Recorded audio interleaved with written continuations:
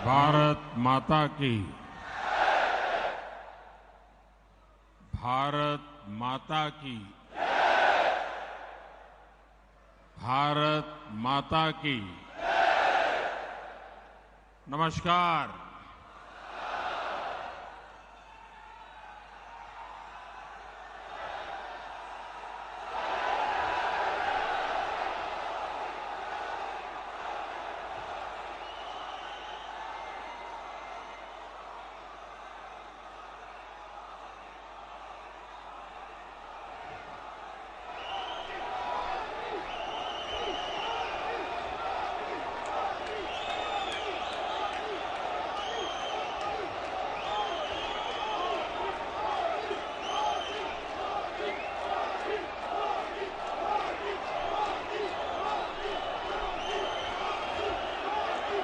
भारत माता की।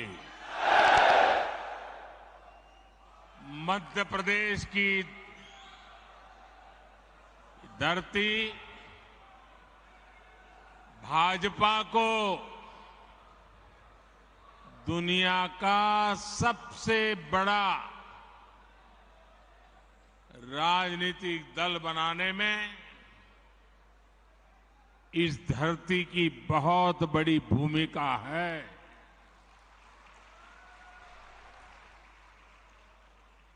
और इसलिए ऐसी ऊर्जावान मध्य प्रदेश की धरती पर मेरा बूथ सबसे मजबूत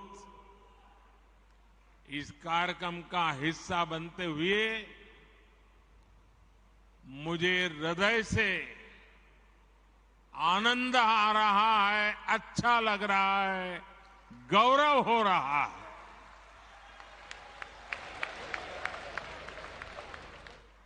अभी कुछ ही देर पहले ही मुझे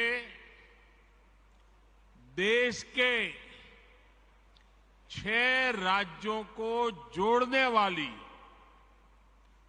5 वंदे भारत ट्रेनों को एक साथ हरी झंडी दिखाने का अवसर भी मिला है।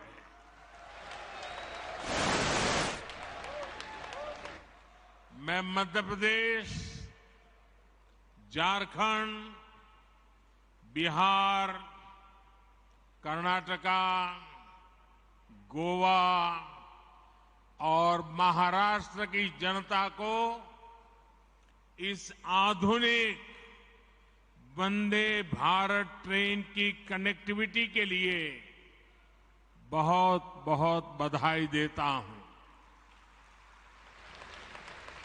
और इसमें मैं एमपी को भी विशेष बधाई दूंगा, क्योंकि आज एक साथ 2 वंदे भारत ट्रेनें ये मेरे मध्य प्रदेश के भाई बहनों को मिली है। अभी तक यात्री भोपाल से दिल्ली के बीच वंदे भारत एक्सप्रेस के सफर का आनंद ले रहे थे। अब भोपाल से इंदौर और भोपाल से जबलपुर का सफर तेज भी होगा, आधुनिक भी होगा और सुविधा से संपन्न भी होगा।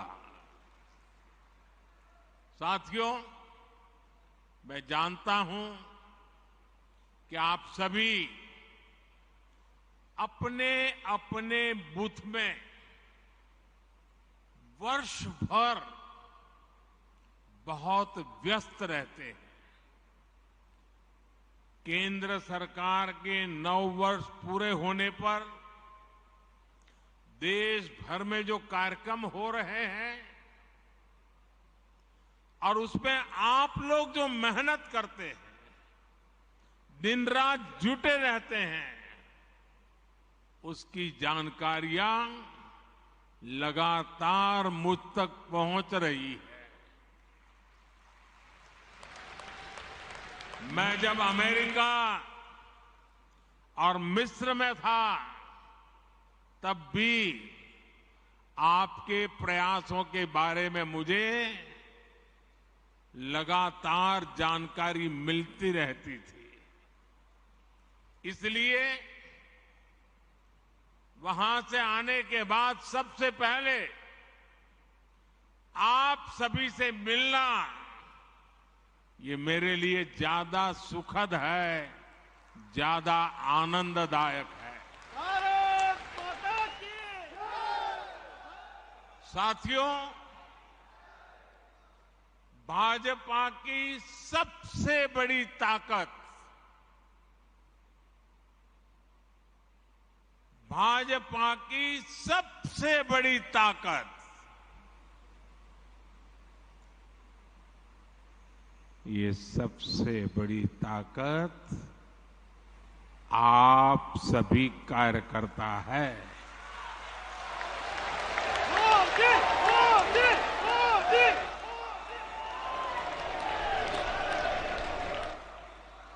और मैं नड्डा जी का, केंद्रीय भारतीय जनता पार्टी के नेतृत्व का, राज्यों के भाजपा के नेतृत्व का, मध्य प्रदेश भाजपा नेतृत्व का हृदय से अभिनंदन करता हूं इस कार्यक्रम की रचना के लिए, क्योंकि आज मैं एक साथ बूथ में काम करने वाले करीब 10 लाख कार्यकर्ताओं को वर्चुअली संबोधित कर रहा हूं। आप तो इतने लोग यहां हैं, लेकिन देश का हर पोलिंग बूथ आज यहां आपसे जुड़ा हुआ है।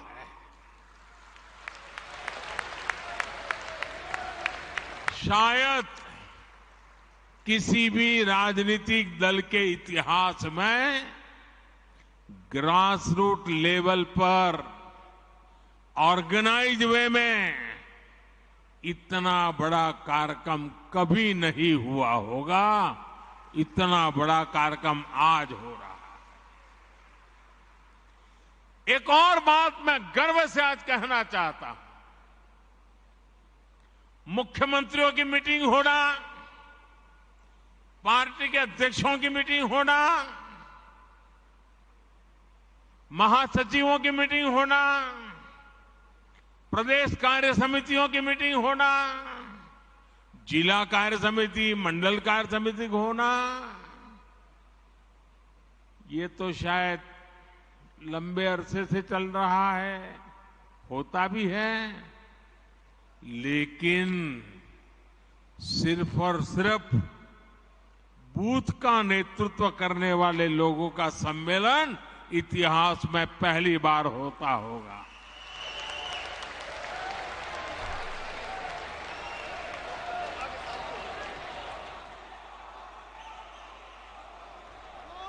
साथियों, आप सिर्फ बीजेपी ही नहीं, आप सब सिर्फ दल ही नहीं, देश के संकल्पों की सिद्धि के भी मजबूत सिपाही है।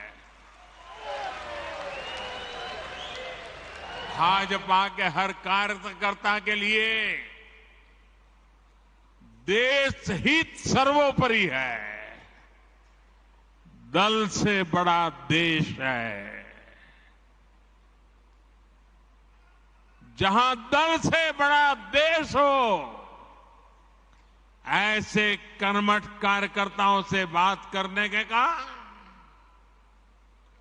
मेरे लिए भी एक मंगल अवसर है।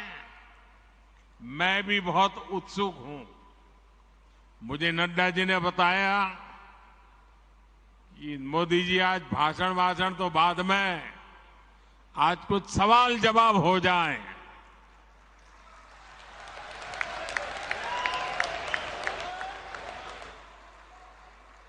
मैंने भी बात को मान लिया। आइए बातचीत का सिलसिला शुरू करते हैं।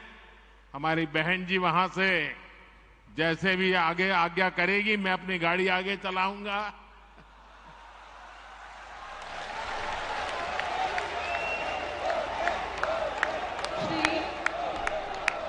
पटेल, दमोह, मध्य प्रदेश। श्री राम पटेल, दमोह, मध्य प्रदेश। किस तरफ है?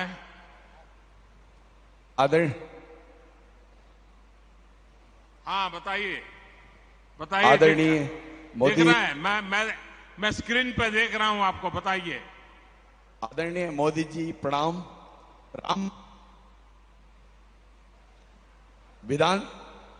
राम पटेल दमोह से टिकट का प्रभारी हूं।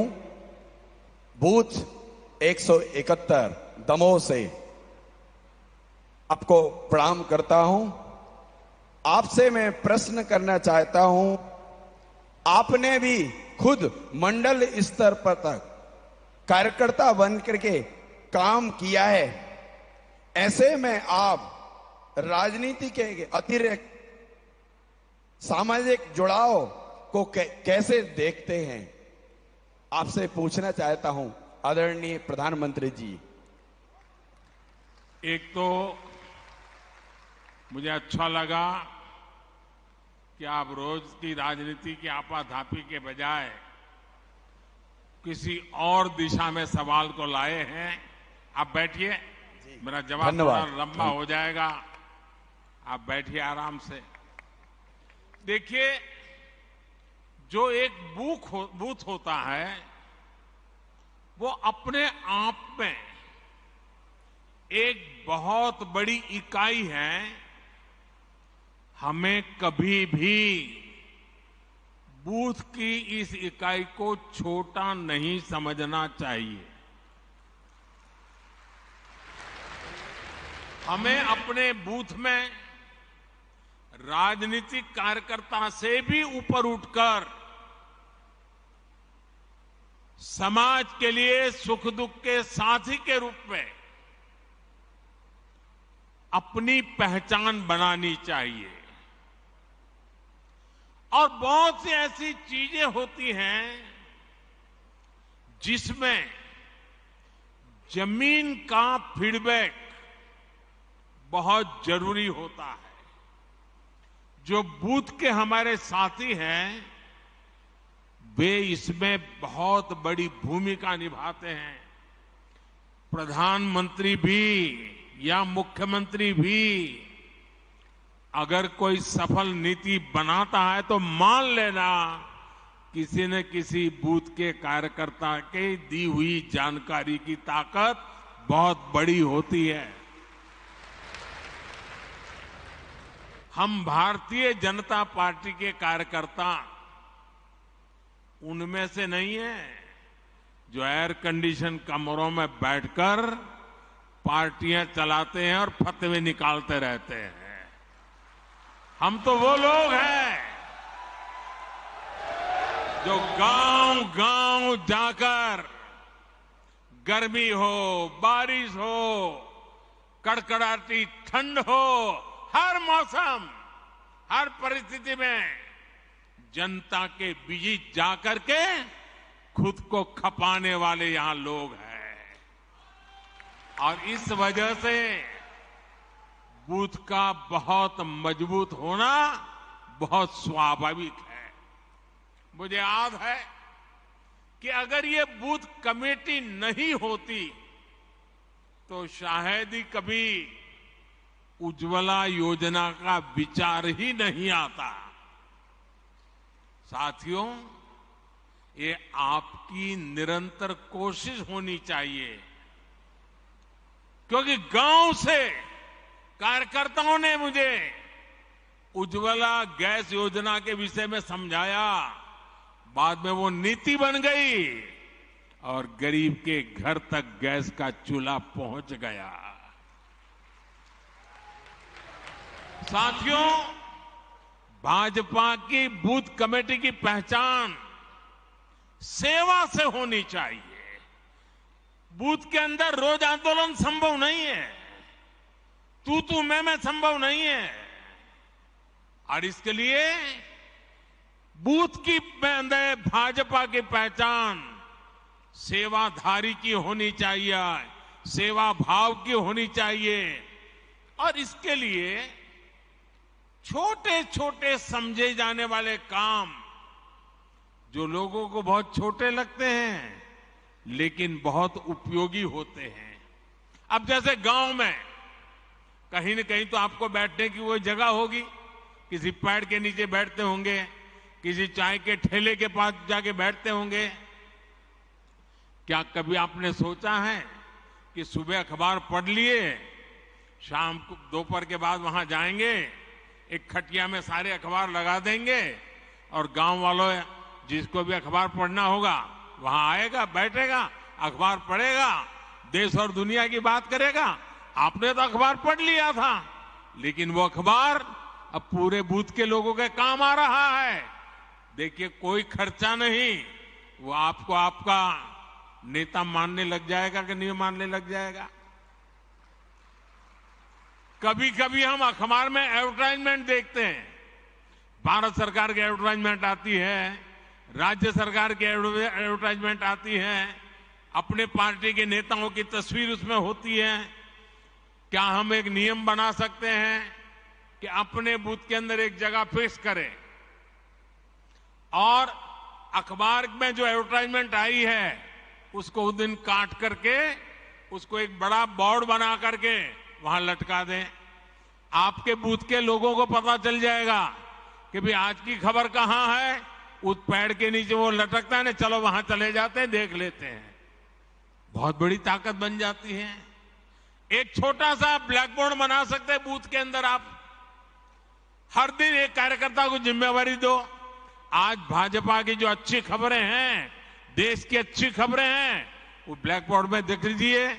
बूथ के लोग आएंगे, जाएंगे, जरूर पढ़ेंगे। मैंने एक कार्यकर्ता देखा, वो फर्स्ट एड बॉक्स अपने यहां रखता था। वो फर्स्ट एड बॉक्स के कारण उस इलाके के सारे लोग उसके घर आते जाते रहते थे। इससे गांव के लोगों में विश्वास बढ़ेगा कि अगर कोई समस्या हुई, कोई उपचार करवाना है, तो वो भाजपा के अपने भाई है ना, उसके घर में फर्स्ट एड बॉक्स है, चलो भाई पहुंच जाते हैं। घर में किसी की बीमारी है, थर्मोमीटर चाहिए, चलो उसके यहां से ले आते हैं। घर में कोई तकलीफ है, चलिए गर्म पानी की थैली चाहिए, चलिए उनके यहां मिल जाएगी, मांग करके ले आते हैं। आप एक सामाजिक नेता बन जाएंगे। देखिए, बूथ के अंदर संघर्ष की जरूरत नहीं होती है, सेवा ही एकमात्र माध्यम होता है। आप अपने अखबार, जैसा मैंने कहा, पढ़ने की व्यवस्था पर जोर दें। कुछ अपने मैगजीन होते हैं, कमल संदेश है, और भी हमारी पार्टी के कई अखबार निकलते हैं। जैसे मैं गुजरात में था, वहां मनोगत नाम का अखबार निकलता था।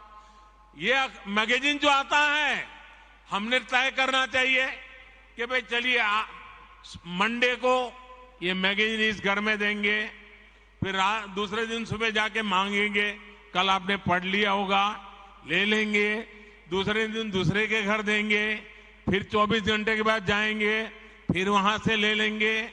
हमारा एक कमल संदेश होगा, हमारा एक मैगजीन होगा, तय करेंगे। अगला आने तक घर घर वो घूमता रहेगा, 30-40 घरों में जाएगा, फिर वापस आएगा। आप खुद तो अपने लिए खर्चा करते हैं, पढ़ते हैं, लेकिन वही अगर आप मोहल्ले में पहुंचा देंगे तो फायदा होगा। अब देखिए, गांव में खेती के समय यूरिया खरीदने के लिए गांव वाले निकलते हैं। हर कोई अलग अलग जाता है, हर कोई न कोई व्हीकल करके उठा करके ले आता है। मान लीजिए आपने गांव वालों को इकट्ठा कर दिया, उनका एक व्हाट्सएप ग्रुप बना दिया और आपने उनको कहा, अच्छा भाई देखिए, बताओ किसको कितना यूरिया चाहिए, चलिए 2-4 लोग मेरे साथ, और हम सब मिलकर के पूरा गांव का यूरिया एक ही व्हीकल में ले आए, तो किराया कम हो जाएगा, गांव के लोगों का पैसा बच जाएगा। वो आपको तारीफ करेंगे कि नहीं करेंगे? आपका गौरवगान करेंगे कि नहीं करेंगे? आपका कोई खर्चा हुआ क्या? नहीं हुआ। ऐसे छोटे छोटे काम हमने देखा है कि गांव हो या शहर, अगर कुछ करने की भावना सब में ही होती है, पर अक्सर माध्यम नहीं होता है। लेकिन जैसे ही कोई व्यक्ति माध्यम बन जाता है, नेतृत्व करने लग जाता है, तो सेवा भाव वाले लोग उसके साथ जुड़ ही जाते हैं भैया। अगर कोई व्यक्ति घर घर जाकर कहता है कि कोई पुरानी किताब है तो मुझे दे दीजिए, आप देखेंगे हर घर से बच्चे आकर खुद अपनी किताब आपको पुरानी दे देंगे। आप जरा घर में उस किताबों को ठीक कर ले बूथ के कार्यकर्ता, और फिर जो गरीब बच्चे हैं उनमें वो किताब बांट दे अपने बूथ में। हर गरीब परिवार के पास किताब पहुंच जाएगी। आप उनको लगेगा अरे मेरे बच्चे पढ़ाई करें, इसकी वो चिंता कर रहा है। जब मैं गुजरात में मुख्यमंत्री था, मणिनगर मेरा विधानसभा क्षेत्र था, तो मैंने आंगनवाड़ी की चिंता करना काम अपने जिम्मे लिया। अपने कार्यकर्ताओं को तैयार किया, भाई आपको आंगनवाड़ी में चक्कर काटना है और क्या करना है, किसी न किसी नए साथी को ले जाओ। अगर खजूर की सीजन है, आंगनवाड़ी में जाकर हर एक बच्चे को 2-2 खजूर खिला दो। अगर बेर की सीजन है, आंगनवाड़ी के बच्चों को जाकर के 2-2 बेर खिला दो। अगर कोई अच्छी टॉफी आ गई है, 2-2 टॉफी जाके, न्यूट्रिशन का प्रॉब्लम भी सॉल्व होगा, उन गरीब परिवारों से भी दोस्ती बन जाएगी। और इस इलाके में कोई जाने या न जाने आप निकलेंगे, हर बच्चा आपको जानता होगा। ये एक बहुत बड़ी ताकत बन जाती है साथियों। इस ताकत पर हमें जोर देना चाहिए, और ये जितना करेंगे, हमें गांव गांव में, शहर में, कस्बे में जाकर इस तरह से काम करते रहना चाहिए। तब जाकर के हमारे बूथ की ताकत बनती है। जब आप जनता से जुड़े ऐसे छोटे छोटे काम करोगे, तो मुझे पक्का विश्वास है पूरे बूथ में कोई परिवार ऐसा नहीं होगा जो आपसे दूरी करेगा, वो आपसे नहीं जुड़ेगा। आपकी पहचान एक भाजपा के कार्यकर्ता से आगे बढ़कर एक समाज सेवक की तरह बने, इसके लिए बूथ के अंदर लगातार काम करना चाहिए। और यहां से आप बूथों में जाने वाले हो, अलग अलग बूथ में रहने वाले हो, वहां जरूर जाकर के इन चीजों का प्रयोग कीजिए। आप देखना, आपकी तरफ देखने का, आपके बूथ के कार्यकर्ताओं की तरफ देखने का पूरा दृष्टिकोण बदल जाएगा। आइए, कुछ और साथी भी पूछना चाहते हैं, अगले सवाल पर चलते हैं। अगला प्रश्न Shri Salla Ramakrishnan, Andhra Pradesh. Good morning sir, my name is Salla Ramakrishna, Araku parliament district. कहां से बोल रहे हैं भाई? हाँ, दिखाई दिया। हाँ, बोलिए। नमस्ते। हाँ, my name is Salla Ramakrishna sir, screen पे आपको देख अरकू रहा हूं। Parliament district. एक आराम से फिर से बताइए, जरा आराम से सवाल बताइए। Salla Ramakrishna sir, Araku parliament district sir. I belongs to tribal community, Pader Assembly, booth number 281 sir. My question to you sir, our government is doing so much activities in India level sir, in village level also.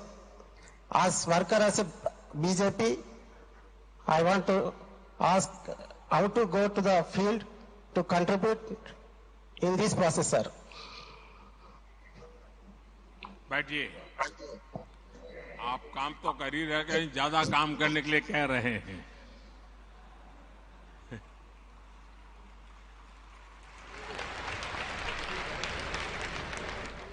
देखिए, कार्यकर्ता के दिल में और ज्यादा काम करने की भूख होना, ये भी बहुत बड़ी ताकत है। आंध्र गारू को मेरा अभिनंदन। देखिए, 2047 में जब हमारे देश की आजादी के 100 साल होंगे और हम देश को विकसित भारत बनाना चाहते हैं, लेकिन भारत विकसित तभी होगा जब गांव विकसित होगा। और इसलिए हर गांव का संकल्प बनना चाहिए कि 2047 के पहले हमें अपना कार्य क्षेत्र गांव होगा, पंचायत होगी, नगर होगा, महानगर होगा, हमें उसे भी डेवलप बनाना है, समस्याओं से मुक्त करना है। और इसके लिए छोटे छोटे प्रयास ही बहुत बड़ी असर दिखा सकते हैं। जैसे कि हमारा गांव कैसे हरा भरा हो, कैसे गांव में स्वच्छता को लेकर हम अलग अलग कार्यक्रम शुरू कर सकते हैं, हम गांव में सोलर को कैसे बढ़ाएं, सोलर एनर्जी की गांव में कैसे आदत डालें।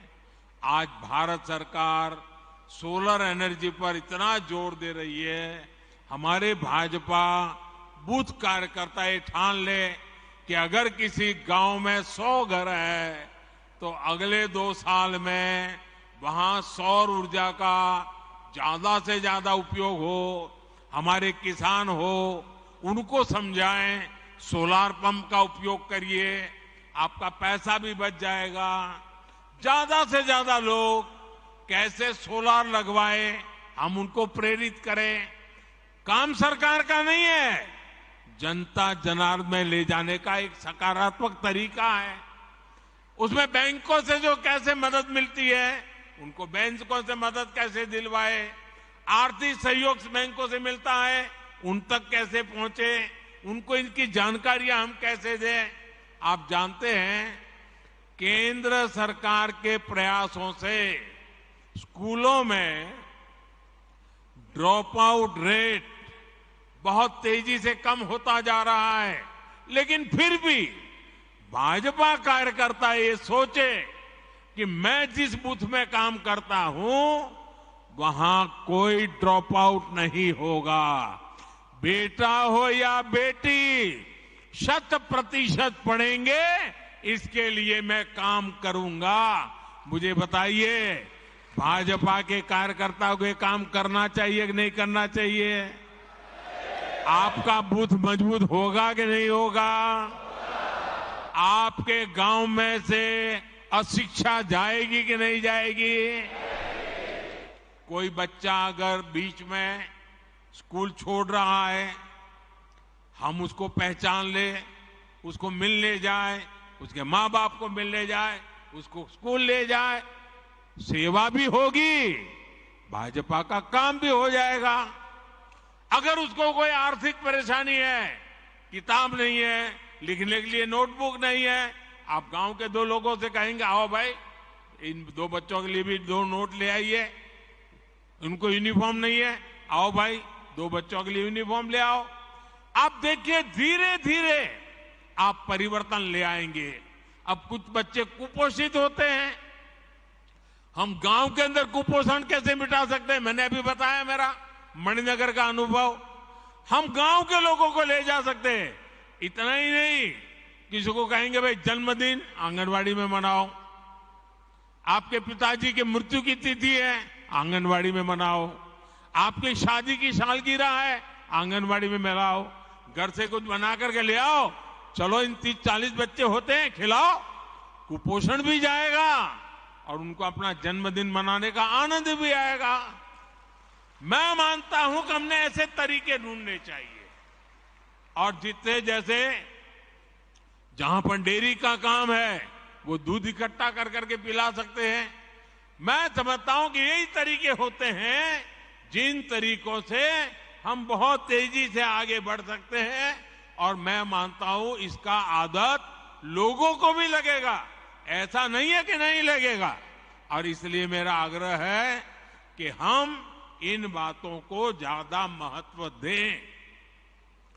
अपने गांव के अंदर इसी प्रकार के काम को, अब जैसे अंकुरित मूंग होता है, अंकुरित चना होता है, अपने घर में करें 100 ग्राम, इतना अंकुरित हो जाएगा। आपने वहां बांट दिया आंगनवाड़ी में, आंगनवाड़ी के बच्चों का कुपोषण से लड़ाई लड़ने की ताकत आएगी, पोषण बढ़ेगा। देखिए, सरकार की योजनाओं से ज्यादा समाज की शक्ति जुड़ जाती है तो निश्चित परिणाम अवश्य मिलते हैं। और हम चाहते हैं कि 2047 भारत को विकसित बनाना है, तो ऐसी हर छोटी चीजों को, हर समस्या से हमें मुक्ति लेना नहीं है। वो और मुक्ति हम लाएंगे तो हम परिणाम लाएंगे। आप जानते हैं कि देश में नई नेशनल एजुकेशन पॉलिसी बनी है। उसमें एक बात कही गई है कि बच्चों को प्रैक्टिकल नॉलेज, पढ़ाना कम, सीखना ज्यादा, टीचिंग नहीं लर्निंग। ये जब आया है, क्या कभी हम जाएं स्कूल में और मास्टर जी से बात करें कि चलो आज बच्चों को हम जरा बाहर ले जाते हैं, मैं भी साथ में आता हूं और बच्चों को बताएंगे, देखिए भाई बरगद का पेड़ कौन सा है, चलो देखो, नीम का पेड़ कहाँ है, देखो, चलो ढूंढ के लाओ कौन सा पेड़ है, फूल है तो कौन सा फूल है। बच्चों की पढ़ाई भी हो जाएगी। कभी कोई कुम्हार होगा गांव में, चलो भी आज कुम्हार के घर जाएंगे, वो मिट्टी को कैसे काम करता है, मिट्टी में से घड़ा कैसे बनाता है। यानी स्कूल तो जो करती होगी, लेकिन मेरा बूथ का कार्यकर्ता उसके साथ जुड़ जाता है तो उन बच्चों के जीवन में भी बदलाव आता है।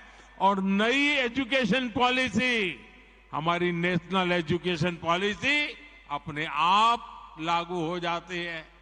कई ही हस्तशिल्पी होते हैं, चीजें कैसे बनाते हैं, बच्चे जब बारीक से देखते हैं कि सुई धागे से ऐसे ऐसे काम होता है, बच्चे का एक विश्वास बनता है, हम एक सामाजिक कार्यकर्ता बन जाते हैं। और इसलिए मैं बूथ के भाजपा से कार्यकर्ताओं से यही कहूंगा कि आप वहां के जनजीवन से जुड़िए, उनकी रोजमर्रा की जिंदगी से जुड़िए। उनकी रोजमर्रा की जिंदगी में राजनीति नहीं होती है, उनकी रोजमर्रा की जिंदगी में आगे बढ़ने का इरादा होता है। उस आगे बढ़ने के इरादे को पहचानिए और अपने आप को उसके साथ जोड़िए, वो आपके साथ जुड़ जाएगा। आपका बूथ मजबूत बनने से कोई रोक नहीं सकता है और इसके लिए हमने आगे बढ़ना चाहिए। आइए अगले सवाल की तरफ चलते हैं। अगले प्रश्न के लिए हमारे बीच श्री रिपू सिंह बिहार से।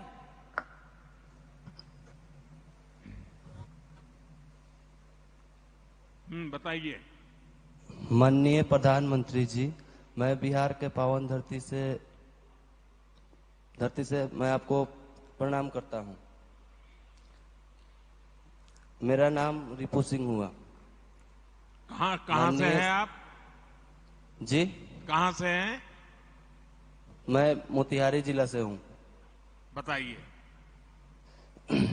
मेरा प्रश्न यह है कि सरकार की कल्याणकारी योजनाओं को विकसित काम से जुड़े काम को ज्यादा से ज्यादा लोगों के पास कैसे पहुंचाया जा सकता है? बैठिए, मैं बताता हूं। कुछ बातें तो मेरी अभी मैं बता रहा था तब निकली थी। देखिए, ये काम हमारे कार्यकर्ता बेहतरीन तरीके से करते आ रहे हैं, लेकिन फिर भी हमें इसमें और अधिक ध्यान देने की जरूरत है। हमारा लक्ष्य सिर्फ किसी एक योजना का लाभ देना भर नहीं है, बल्कि हमारा लक्ष्य सैचुरेशन का है, 100% कवरेज का है। हर सुविधा का लाभ जिसका वो हकदार है, उनको 100% हमें पहुंचाना है। जैसे गांव में बहुत से लोगों को पीएम आवास योजना से अपना घर मिला होगा। ये अपना घर उनको मिला है तो अब जब घर मिल गया है तो ये देखना कि जो लोग इन घरों में रहते हैं उन्हें मुद्रा योजना का भी लाभ मिल सकता है क्या वो अपना कोई व्यापार धंधा करना चाहते हैं, अगर कोई दुकान खोलना चाहते हैं, कोई कारोबार करना चाहते हैं, क्या उनको जाकर के योजना की बात बता सकते हैं? घर मिल गया है तो उसका विश्वास बन गया है, घर उसकी मालिका है तो बैंक से पैसा मिल सकता है और बैंक में जाएगा, आप उसकी मदद करेंगे तो उसको जो भी मदद मिलेगी वो अपना कोई कारोबार शुरू करेगा। अगर उससे पूछिए भाई आपको आयुष्मान कार्ड मिला है क्या, गरीब परिवार को 5 लाख रुपए तक की बीमारी के समय मदद मोदी जी के यहां से आती है, ये बता करके उसको कार्ड दिखाइए और उसको बताइए देखिए अपने गांव के फलाने को ये लाभ मिला है, ढिकने को मिला है, पड़ोस वाले गांव को उसको मिला है, तो उसका विश्वास बढ़ेगा। वो पहले बीमारी छिपाता था, छिपाएगा नहीं। ये सारे काम, ये सारी चीजें देखने का काम भाजपा के बूथ कार्यकर्ता एक दायित्व समझकर अगर उसको करता है तो मैं समझता हूं कि सरकार की योजनाओं का सही लोगों को सही समय पे पूरा लाभ मिल सकता है। हमें ध्यान रखना चाहिए कि हमको गरीब को मुसीबत से मुक्त करना है।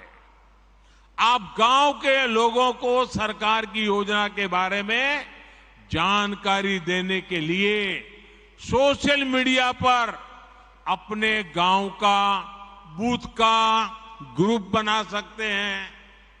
आप नमो ऐप पर अनेक योजनाओं की जानकारी उनको दे सकते हैं। आपको देखना चाहिए आपके बूथ के लोग आपके एमपी के साथ सोशल मीडिया में जुड़े हैं, आपके एमएलए के साथ जुड़े हैं, आपके प्रदेश अध्यक्ष राष्ट्रीय अध्यक्ष उनके साथ जुड़े हैं, नमो ऐप के साथ जुड़े हैं।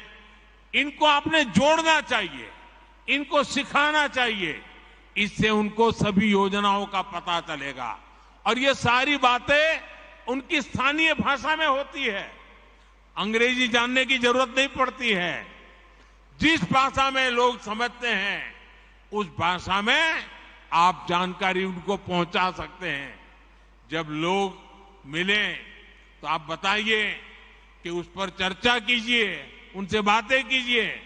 साथियों, एक चीज और मैं बीजेपी के हर कार्यकर्ताओं को कहना चाहता हूं, जब हम अपनी एक बात को तुलनात्मक तरीके से कहते हैं तो सामान्य मानवी को ज्यादा समझ आता है और इसके लिए हमें अध्ययन करना चाहिए। हमने अपने मोबाइल में लिख करके रखना चाहिए, अपनी डायरी में लिख करके रखना है। जब हम गैस कनेक्शन की बात करते हैं तो याद दिलाते हैं कि पहले इसी के लिए गैस कनेक्शन के लिए कहां कहां चक्कर काटना पड़ता था, किसकी सिफारिश लानी पड़ती थी, कितना भ्रष्टाचार करना पड़ता था। ये मोदी जी आए तब से सारा गया और आपको पहुंच रहा है। जब ये याद कराओगे ना तब उनको अपना काम की कीमत समझ में आएगी और इसका फर्क पड़ता है। आज देखिए उज्ज्वला योजना की वजह से गैस कनेक्शन मिलना कितना आसान हो गया है, उनको कितना लाभ हो गया है। तो हम जब कोई भी बात तुलना के साथ समझाते हैं तो वो लोगों को ज्यादा याद रहता है। आप देख रहे हैं कि आज हर घर जल योजना के तहत कितना बड़ा काम हो रहा है।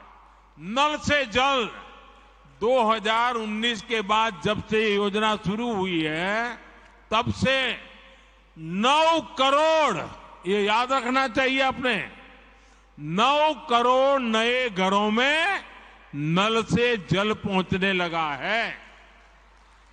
मुझे मध्य प्रदेश के ही लोग बताते हैं कि यहाँ ऐसे गांव में लोग अपनी बेटियों को शादी नहीं करते थे क्योंकि पानी की समस्याएं थी। आज हमने उन समस्याओं का समाधान किया है। आज जब गांव में नल से जल पहुंचने लगा है तो वहां जो बच्चे कंवारे रह जाते थे ना, उनकी शादी होने लगी है। इसलिए जब हम पुरानी परिस्थितियों से तुलना करके अपनी बात करते हैं तो इसका एक बहुत बड़ा अलग ही प्रभाव पड़ता है। आइए, और मुझे विश्वास है कि हम इन बातों को ठीक से करेंगे। अब एक अगले सवाल की तरफ चलते हैं।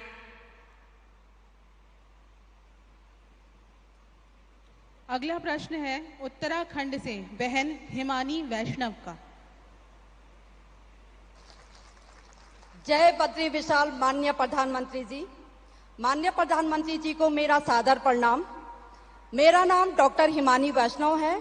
मैं देवभूमि उत्तराखंड के सीमांत क्षेत्र चमोली जनपद से हूँ। माननीय प्रधानमंत्री जी को मेरा प्रश्न है, पहले सामाजिक न्याय के नाम पर तुष्टीकरण को बढ़ावा दिया गया। हमारी सरकार ने संतुष्टीकरण पर बल दिया और उनको भी पूछा जिनको किसी ने नहीं पूछा। पहले की तुलना में अब आए अंतर को हम सामान्य जन को कैसे बताएं? हार्दिक धन्यवाद। बहुत ही सवाल बहन आपने पूछा है। कुछ लोग सिर्फ अपने दल के लिए जीते हैं, दल का ही भला करना चाहते हैं। वो ये सब इसलिए करते हैं क्योंकि उन्हें भ्रष्टाचार का, कमीशन का, मलाई खाने का, कटमनी का हिस्सा मिलता है। उन्होंने जो रास्ता चुना है उसमें ज्यादा मेहनत नहीं करनी पड़ती और ये रास्ता है तुष्टीकरण का, वोट बैंक का। गरीब को गरीब बनाए रखने, वंचित को वंचित बनाए रखने से ही उनकी राजनीति चलती है। तुष्टीकरण का ये रास्ता कुछ दिनों तक तो फायदा दे सकता है, लेकिन ये देश के लिए महाविनाशक होता है। ये देश के विकास को रोक देता है, देश में तबाही लाता है, देश में भेदभाव पैदा करता है, समाज में दीवार खड़ी करता है। एक तरफ इस तरह के लोग जो तुष्टीकरण करके अपने स्वार्थ के लिए छोटे छोटे कुनबे दूसरों के खिलाफ खड़े कर देते हैं, और दूसरी तरफ हम भाजपा के लोग हैं, हमारे संस्कार अलग हैं, हमारे संकल्प बड़े हैं और हमारी प्राथमिकता दल से पहले देश की है। और हम सब ये मानते हैं कि जब देश का भला होगा तो सबका भला होगा, जब सबका भला होगा तो देश आगे बढ़ेगा। और इसलिए भाजपा ने ये तय किया है कि हमें तुष्टीकरण के रास्ते पर नहीं चलना है, वोट बैंक के रास्ते पर नहीं चलना है। हमारा रास्ता कौन सा है? हम मानते हैं कि देश का भला करने का रास्ता तुष्टीकरण नहीं है, तुष्टीकरण नहीं है, तुष्टीकरण नहीं है। सच्चा रास्ता है संतुष्टीकरण, संतुष्टीकरण, संतुष्टीकरण। आज देश में जहां भी भाजपा सरकार है वहां हम संतुष्टीकरण के अभियान में लगे हैं। संतुष्टिकरण का रास्ता मेहनत वाला रास्ता होता है, उसमें पसीना बहाना पड़ता है। अगर बिजली मिलेगी तो सबको मिलेगी, तब लोग संतुष्ट होंगे। अगर नल से जल का अभियान चलेगा तो हर घर तक चलेगा, हर एक को पहुंचाने का प्रयास होगा। इसमें किसी के साथ भेदभाव नहीं होगा, जाति नहीं, बिरादरी नहीं, काका भतीजा मामा कुछ नहीं। जब भेदभाव नहीं होगा तो समाज में संतुष्टि बढ़ेगी। इसलिए हम संतुष्टिकरण के रास्ते पर बढ़ रहे हैं। साथियों, हमने देखा है कि कैसे तुष्टीकरण वाली गंदी सोच ने कुछ राज्यों के बीच में लोगों के बीच खाई पैदा कर दी। हमने देखा है कि यूपी में हमारे पासी भाई बहन, कोरी भाई बहन, खटीक भाई बहन और धनुक जैसी तमाम हमारे छोटे भाई बहन राजनीति के शिकार हुए और विकास से वंचित रह गए।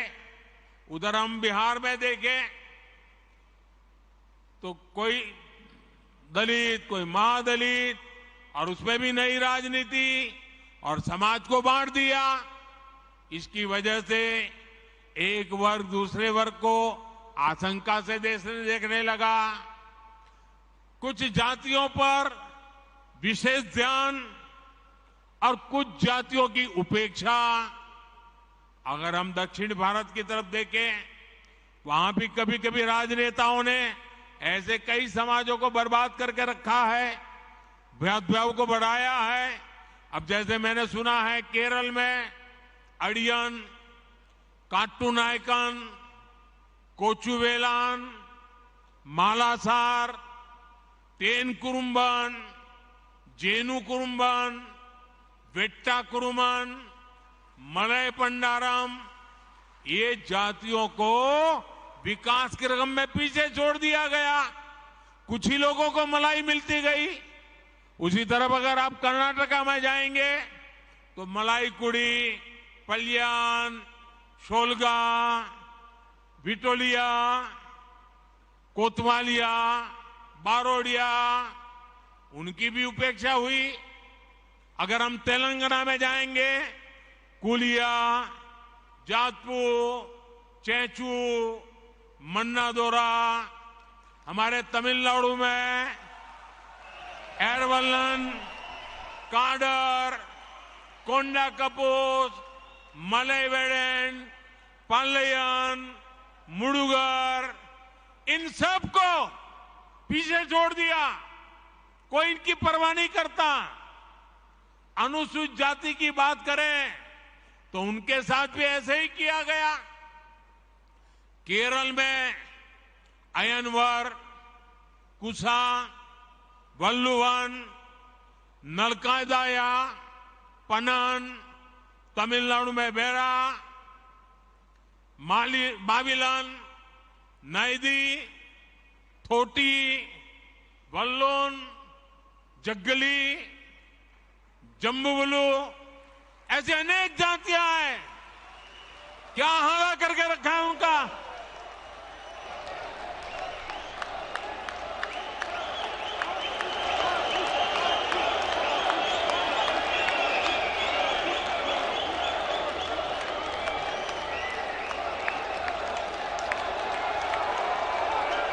मेरे पास लंबी लिस्ट है। तेलंगाना में बारीकी, बाबूरी, अखामला, मस्ती मातंगी, पमीड़ी जातियों को ये तुष्टीकरण की राजनीति ने उनको बर्बाद करके छोड़ा। भाइयों बहनों, वोट बैंक की राजनीति में गुमंतु जनजातियों की कोई परवाह नहीं की गई। हमारे बंजारा भाई बहन, हमारे बालदिया लबाना, हमारे गाड़िया लोहार, हमारे गडोलिया, हमारे गडरिया, हमारे गायरी जैसे तमाम ये गुमंतु जातियों को सरकारी योजनाओं से वंचित रखा गया, उनके नसीब पर छोड़ गया। जब हम तुष्टीकरण के रास्ते पर जाते हैं तो समाज को बहुत बड़ा नुकसान होता है। साथियों, पिछले 9 वर्षों में हमने ऐसे छोटे छोटे हर परिवार की, समाज के छोटे छोटे तबके की सूद ली जिनकी पहले किसी ने सूद नहीं ली थी। आप देखिए, पीएम स्वनिधि योजना के तहत रेहड़ी पटरे ठेले फुटपाथ पर माल बेचते हैं, सब्जी बेचते हैं, ऐसे साथियों को पहली बार हमने बैंक में ले गए, बैंक के दरवाजे खोल दिए और उनसे बैंक से आसान कम ब्याज से पैसे दिलाने का काम किया। इसी प्रकार इस वर्ष के बजट में हम पीएम इस बार आने वाला है थोड़े दिन में, आपके पास भी कुछ सुझाव है तो मुझे भेजना। घोषणा की है हमने बजट में, पीएम विश्वकर्मा योजना लेकर के आए हैं और ये पीएम विश्वकर्मा योजना हमारे विश्वकर्मा साथी जो हाथ और औजार से काम करते हैं, जैसे हमारे लोहार, सोनार, कुम्हार, सुथार, मूर्तिकार, कारीगर, मिस्त्री, ऐसे सभी साथियों को इस योजना के तहत मदद मिलने वाली है। साथियों, सामाजिक न्याय के नाम पर वोट मांगने वालों ने गांव और गरीब के साथ सबसे अधिक अन्याय किया है।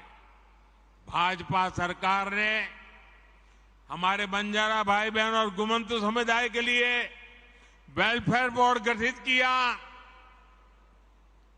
ओबीसी कमीशन को संवैधानिक दर्जा देने का काम भी भाजपा ने किया और ये भाजपा सरकार ही है जिसने पहली बार गरीब परिवारों को भी शिक्षा और सरकारी भर्तियों में आरक्षण का लाभ दिया। तुष्टीकरण और संतुष्टीकरण में इतना बड़ा फर्क होता है और इसलिए हमारा रास्ता है संतुष्टीकरण, 100% सैचुरेशन। जैसा जैसा रेवेन्यू बढ़ेगा, मदद पहुंचती जाएगी। आइए अगले सवाल की तरफ चलते हैं। अगले प्रश्न के लिए बहन रानी चौरसिया उत्तर प्रदेश से जुड़ रही हैं।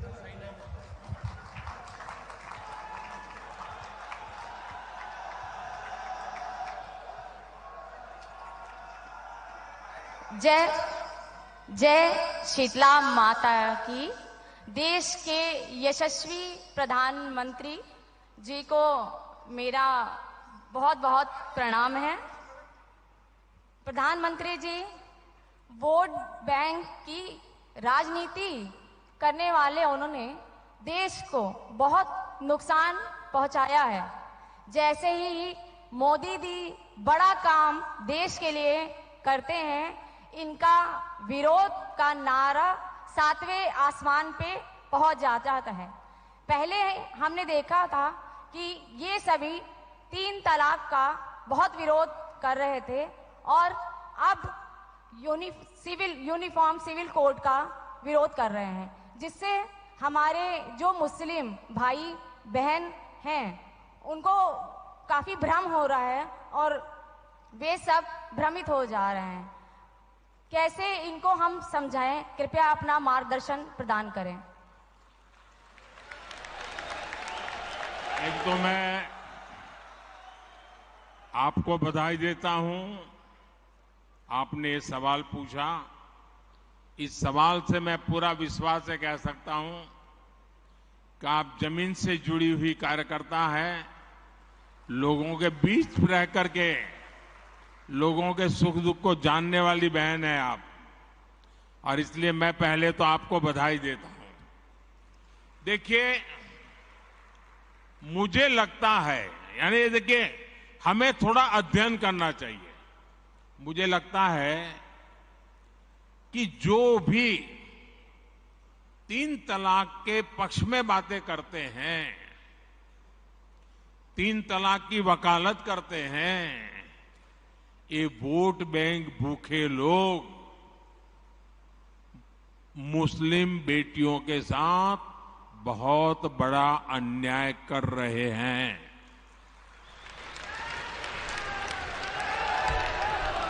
अच्छा, कुछ लोगों को लगता है कि भाई ये 3 तलाक से तो सिर्फ महिलाओं की बात हो रही है।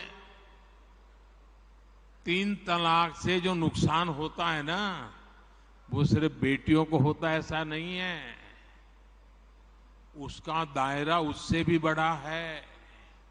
आप सोचिए, बहुत ही अरमानों के साथ बेटी को शादी कर करके ससुराल भेजा हो और 8-10 साल के बाद 3 तलाक कह करके उसको कोई निकाल दे, तो उस माँ बाप का क्या होगा जिसके घर में बेटी वापिस आती है? उस भाई का क्या होगा? वो भाई, पिता, सब उस बेटी की चिंता में इतने दुखी हो जाते हैं। इसलिए 3 तलाक से सिर्फ बेटियों को ही अन्याय होता है इतना नहीं, पूरे परिवार तबाह हो जाते हैं, माता, पिता, भाई सब दुखी हो जाते हैं। और देखिए, दुनिया के अनेक मुस्लिम बहुल्य देश, इसका इस्लाम से संबंध होता तो दुनिया का कोई मुस्लिम देश 3 तलाक खत्म नहीं करता। मुस्लिम बहुल्य देश जहां पूरी तरह इस्लाम राज्य है, वहां भी 3 तलाक बंद कर दिया है।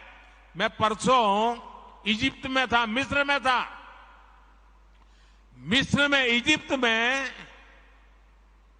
90% से ज्यादा सुन्नी मुसलमान समाज है, और इजिप्ट में आज से 80-90 साल पहले 3 तलाक की प्रथा को समाप्त कर दिया। हमसे 90 साल पहले। अगर 3 तलाक इस्लाम का जरूरी अंग है तो पाकिस्तान में क्यों नहीं होता भाई? अगर 3 तलाक इस्लाम का जरूरी अंग है तो इंडोनेशिया में क्यों नहीं होता? अगर 3 तलाक इस्लाम का जरूरी अंग है तो कतर, जॉर्डन, सीरिया, बांग्लादेश, ये तो सारे मुस्लिम बस्ती वाले देश हैं, वहां पर उनको बंद क्यों कर दिया? मैं समझता हूं कि मुसलमान बेटियों पर 3 तलाक का फंदा लटका कर कुछ लोग उन पर हमेशा अत्याचार करने की खुली छूट चाहते हैं। यही लोग 3 तलाक का समर्थन भी करते हैं, और मैं जानता हूं कि इसलिए ही मेरी मुस्लिम बहनें, बेटियां, मैं जब भी जहां जाता हूं वो भाजपा के साथ खड़ी रहती है, मोदी के साथ खड़ी रहती है।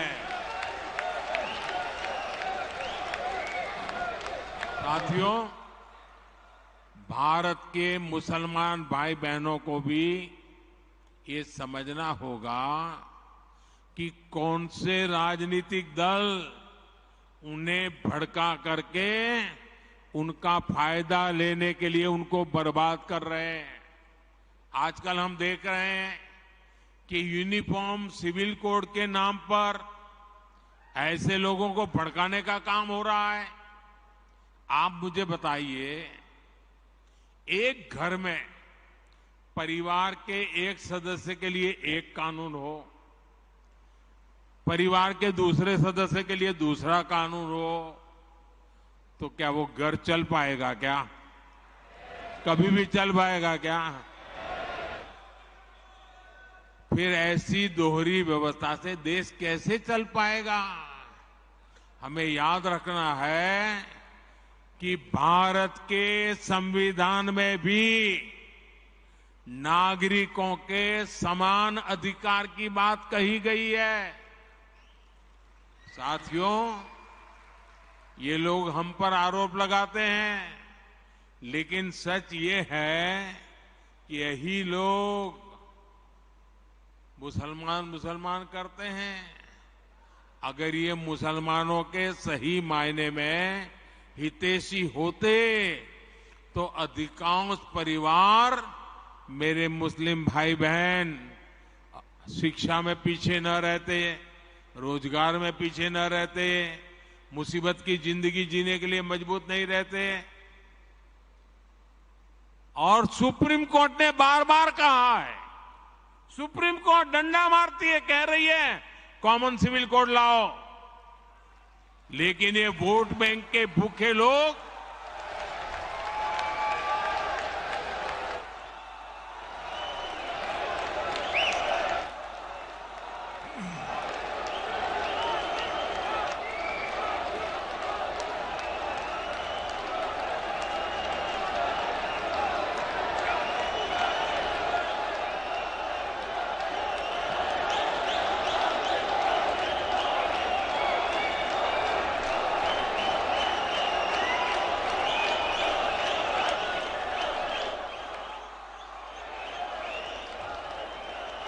अच्छा, मैं आपको एक और बात बताना चाहता हूं।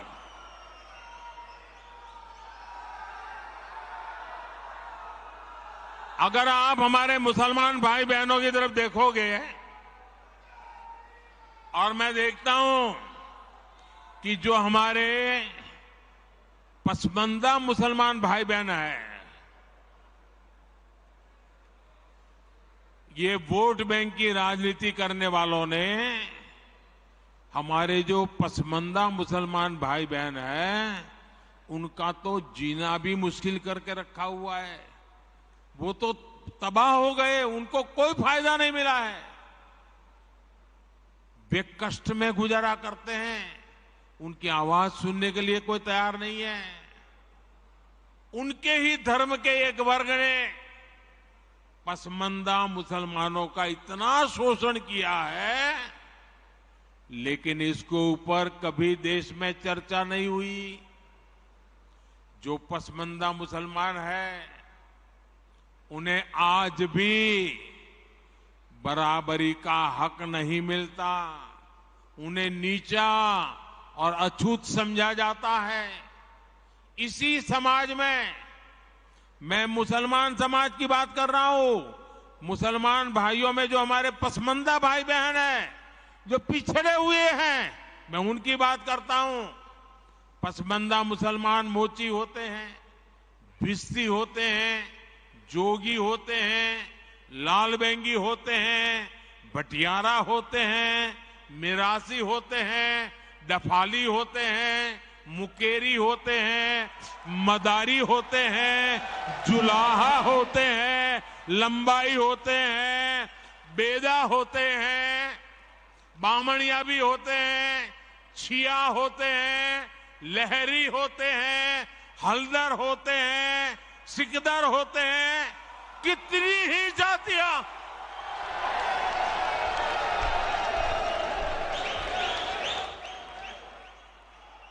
ये सब इतने पिछड़े रहे हैं, इनके साथ इतना भेदभाव हुआ है।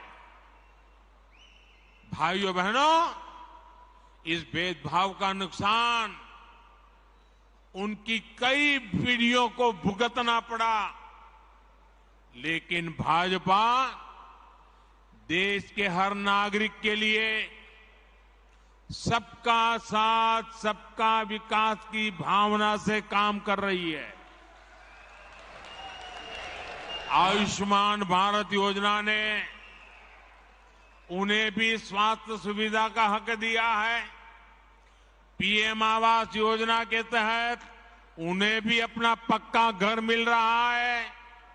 बीजेपी के कार्यकर्ता जब इन तथ्यों और तर्कों के साथ मुसलमान भाई बहनों के पास जाएंगे तो उन्हें ज्यादा बेहतर तरीके से समझाएंगे और उनका भ्रम भी दूर होगा। और इसलिए आपने जो सवाल मुझे बहन जी पूछा है, बड़े विश्वास के साथ जाइए और उनके सुख दुख दूर करने में, उनकी कठिनाइयों को दूर करने में एक कार्यकर्ता के नाते समानता का भाव से आप प्रयास कीजिए। जरूर वो आपकी बात मानेंगे, समझेंगे भी। आइए अगला सवाल पूछते हैं। गुजरात राज्य से हेतल बेन जानी अपना सवाल पूछें।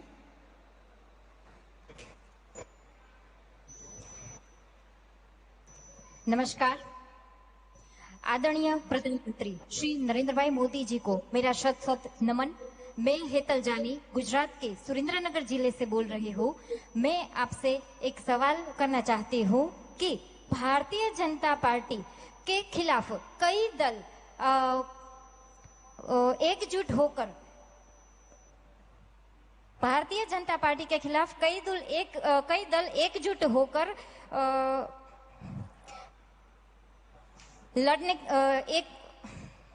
लड़ने की कोशिश कर रहे हैं और अलग अलग सोच वाली और एक दूसरे के खिलाफ लड़ने वाली पार्टियां भी आज एकजुट होकर दिखावा कर रही है, नाटक कर रही है। तो आप इसे कैसे देखते हैं?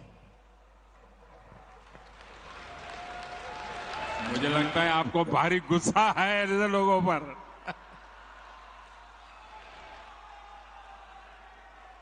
देखिए, ऐसे लोगों पर गुस्सा मत कीजिए, दया कीजिए उन लोगों पर।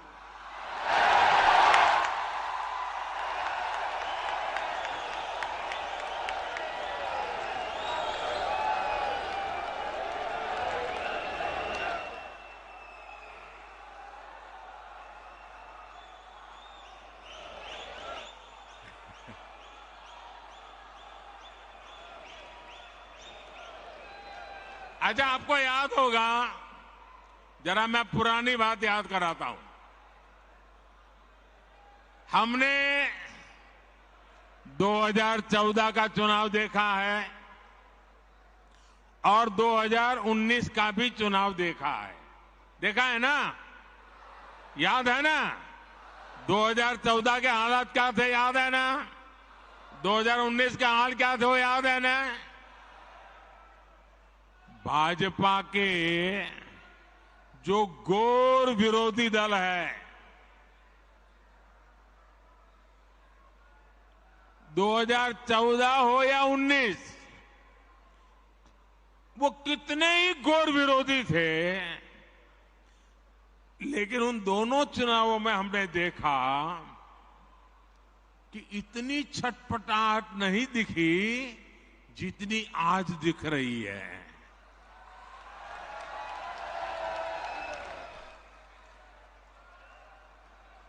जिन लोगों को कुछ लोग पहले अपना दुश्मन बताते थे, पानी पी पी कर कोसा करते थे, गालियां देते थे, अब उन लोगों को आगे जाकर वो साष्टांग प्रणाम कर रहे हैं, नतमस्तक हो रहे हैं।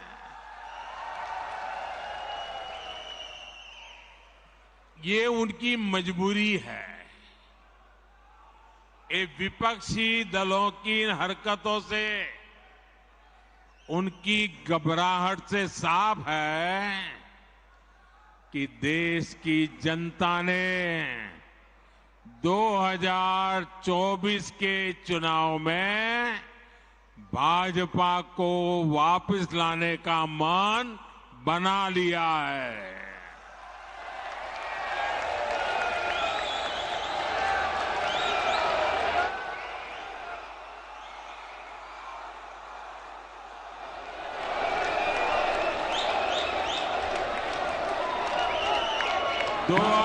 2024 में फिर एक बार भाजपा की प्रचंड विजय तय है। इसी वजह से ये सारे विपक्षी दल बौखलाए हुए हैं। इसलिए इन्होंने तय किया है कि चुनाव से कुछ महीने पहले किसी भी तरीके से जनता को गुमराह करके कुछ लोगों को बरगलाकर झूठे आरोप लगाकर सत्ता हासिल की जाए। आप जरा प्यार से बैठिए भैया। आपका उत्साह जब बूथ में आप जाएंगे वहां उत्साह दिखाना। आजकल जरा ध्यान से सुनिए, आपको मजा आएगा। एक बात मैं आपको बताता हूं। आप बैठिए, आगे आने की कोशिश मत कीजिए भैया, आप बैठिए। आजकल एक नया शब्द बहुत पॉपुलर किया जा रहा है। वो शायद शब्द आपके कान पर भी आया होगा। वो जो नया शब्द पॉपुलर किया जा रहा है वो शब्द है गारंटी। बार बार शब्द आता है गारंटी।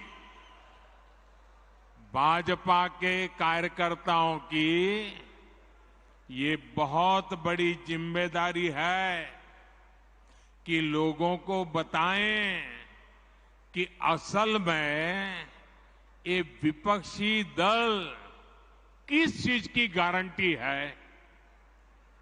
जानना चाहिए ना भाई, ये विपक्षी सब जो है वो किस चीज की गारंटी है।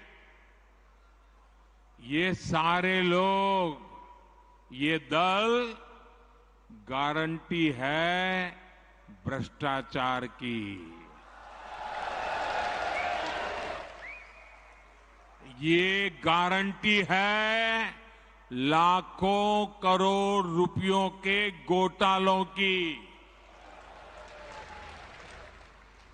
कुछ दिन पहले इनकी एक फोटो ऑप कार्यक्रम हुआ था। मिलकर के फोटो निकालने का एक कार्यक्रम हुआ था। इस बैठक में शामिल दलों के इतिहास को देखेंगे तो पता चलेगा कि वो सब मिलकर के, जितने भी लोग वो फोटो में दिखते हैं ना, एक एक को जरा देख लीजिए। उन सबका मिलकर के टोटल लगाएंगे तो ये सारे मिलकर के कम से कम 20 लाख करोड़ के घोटाले की गारंटी है।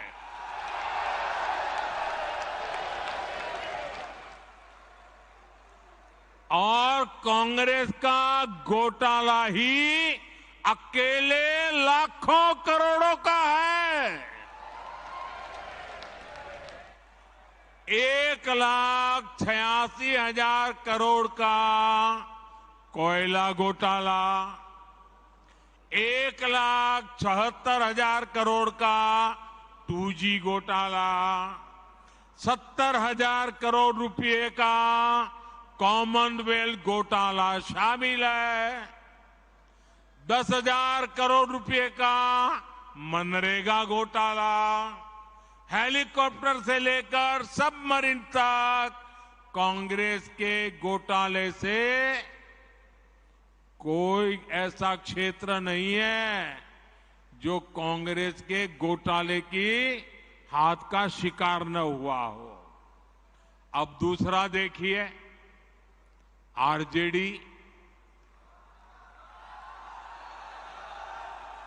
हजारों करोड़ के घोटाले का आरोप है। चारा घोटाला, अलकतरा घोटाला, पशुपालन शेड घोटाला, बाढ़ राहत घोटाला, आरजेडी के घोटालों की इतनी लंबी सूची है, अदालतें भी थक गई, एक के बाद एक सजा घोषित करती चली जा रही है। उधर तमिलनाडु में देखिए, डीएमके पर अवैध तरीके से 1.25 लाख करोड़ की संपत्ति बनाने का आरोप, टीएमसी पर भी 23,000 करोड़ रुपए से ज्यादा के घोटाले का आरोप, रोजवेली घोटाला, शारदा घोटाला, शिक्षक भर्ती घोटाला, गो तस्करी घोटाला और कोयला तस्करी घोटाला। बंगाल के लोग ये घोटाला कभी भूल नहीं सकते। अगर मैं एनसीपी की बात करूं तो एनसीपी पर भी करीब करीब 70,000 करोड़ रुपए के घोटालों का आरोप है।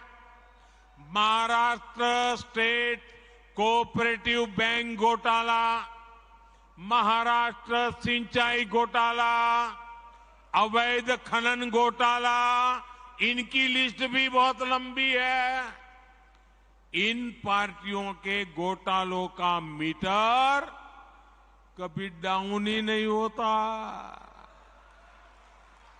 मैं तो कहूंगा कि बीजेपी के किसी कार्यकर्ता को कोशिश करनी चाहिए कि इन पार्टियों का घोटाला मीटर बनाने की एक बढ़िया, आप में से जो इनोवेटिव हो ना, बढ़िया इनके घोटालों का मीटर बना दीजिए।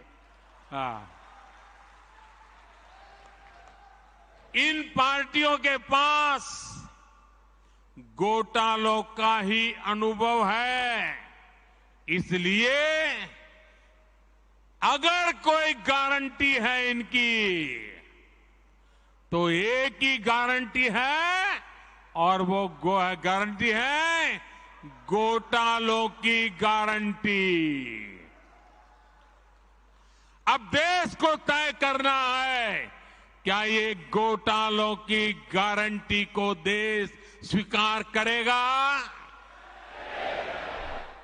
देश स्वीकार करेगा? लेकिन दोस्तों, मैं आपके बीच में से पल करके बड़ा हुआ हूं, आपसे साथ काम करते करते आपने मुझे यहां पहुंचाया है, तो आज मैं भी एक गारंटी देना चाहता हूं। दे दूं? दे दूं? दे दूं? अगर उनकी घोटाले की गारंटी है तो मोदी की भी एक गारंटी है।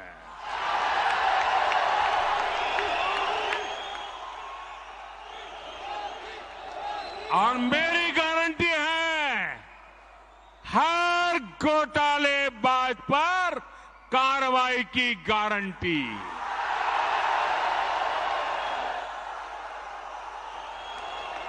हर चोर लुटेरे पर कार्रवाई की गारंटी। जिसने गरीब को लूटा है, जिसने देश को लूटा है, उसका हिसाब तो हो करके रहेगा।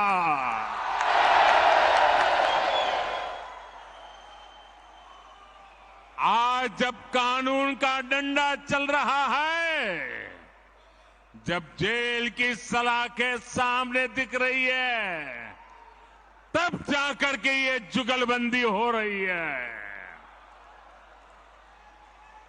इनका कॉमन मिनिमम प्रोग्राम भ्रष्टाचार के विरुद्ध एक्शन से बचने का ही है। भाजपा के बूथ स्तर के कार्यकर्ता इस बात को गांव-गांव तक पहुंचाएंगे तो लोगों को इनकी वास्तविकता का पता चल ही जाएगा। लोग स्वयं जागरूक है, वो देख रहे हैं इस विपक्षी एकता की कोशिश के पीछे सभी दलों की क्या मंशा है। उन दलों की असली पहचान 20 लाख करोड़ रुपए के घोटाले की गारंटी है। यही उनका इतिहास है। आप देखिए कि गांव में कोई अपराधी जब अपनी जेल में सजा काटकर गांव में आता है तो उसे लेकर क्या रवैया रहता है। वो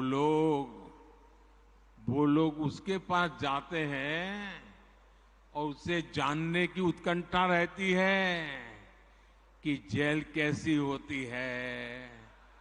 जिनको खुद जेलने का डर होता है, अब पटना से बढ़िया जगह क्या हो सकती है।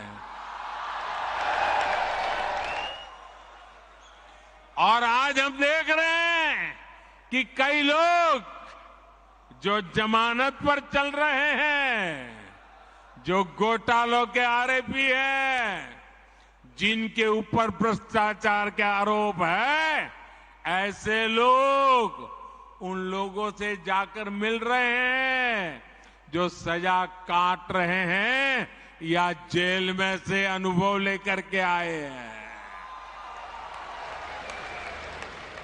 ये इस तरह एक दूसरे को बचाने में उसकी कोशिश कर रहे हैं।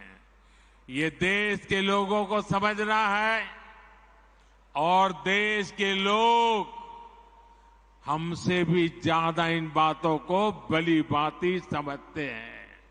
साथियों, कोई गरीब ये नहीं चाहता कि उसके बच्चों के नसीब में भी गरीबी रहे। हमें लोगों को ये बताना होगा कि उन्होंने अपने बच्चों का भविष्य सुधारने के लिए जिनको वोट दिया उसका क्या परिणाम हुआ। परिवार के नाम पर वोट मांगने वालों ने अपने परिवार का भला किया। अब आपको सोच समझकर तय करना है कि आप किसका भला होता देखना चाहते हैं।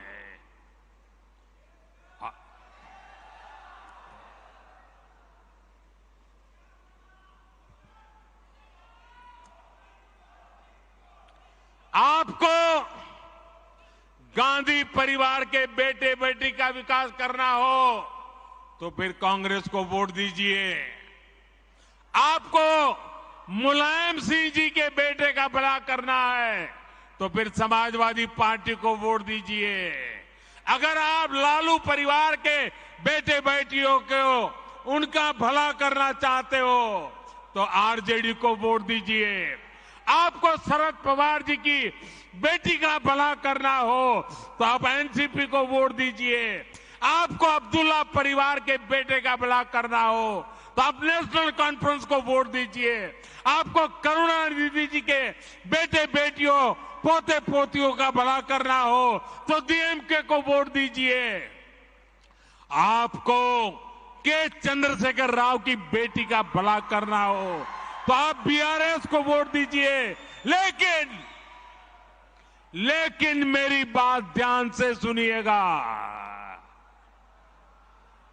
मेरे देशवासियों, मेरी बात ध्यान से सुनिएगा। अगर आपको अपने बेटे का, अपनी बेटी का, अपने पोते का, अपनी पोती का, अपने नाते का, अपनी नाती का, अगर आपको अपने परिवार के बच्चों का भला करना है तो आप वोट भाजपा को दीजिए।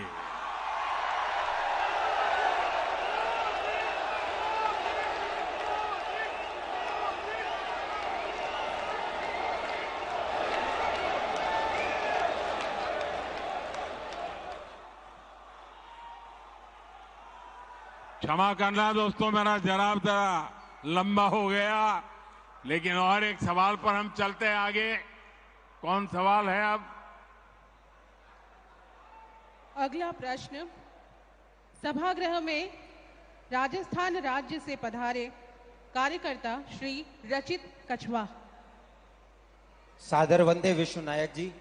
मैं वीर भूमि राजस्थान की हृदय स्थली अजमेर और ब्रह्मानगरी अजमेर के उत्तर विधानसभा क्षेत्र के बजरंग मंडल के 108 क्रमांक बूथ से आया हूं। मेरा एक सवाल है कि हमारी बहुत सारी योजनाएं हैं जिसमें बचत की बात कही गई है, लेकिन हम बूथों पर जाकर के ये कैसे लोगों को समझाएं कि ये भाजपा की योजनाओं के कारण उनके घरों में इतनी सारी बचत हुई है, हमारी सरकारों के कारण ही उनको इतनी सारी बचत मिल पा रही है। ये हम बूथों पर जाकर के कैसे समझाएं माननीय प्रधानमंत्री जी?